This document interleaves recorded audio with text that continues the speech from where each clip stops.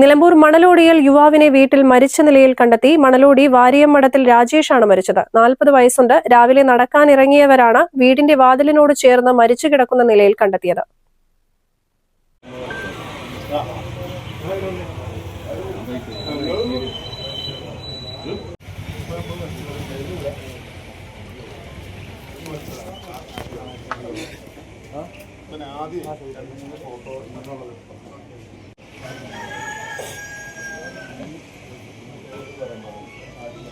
അമ്മ വിജയലക്ഷ്മി ശബരിമലയ്ക്ക് പോയതാണ്.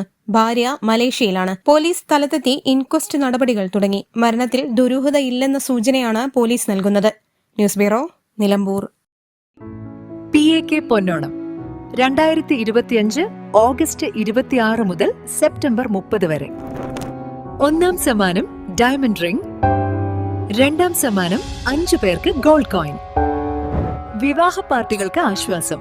വർദ്ധിച്ചുവരുന്ന സ്വർണ്ണവിലയ്ക്ക് പരിഹാരമായി ഗോൾഡ് പർച്ചേസ് സ്കീം.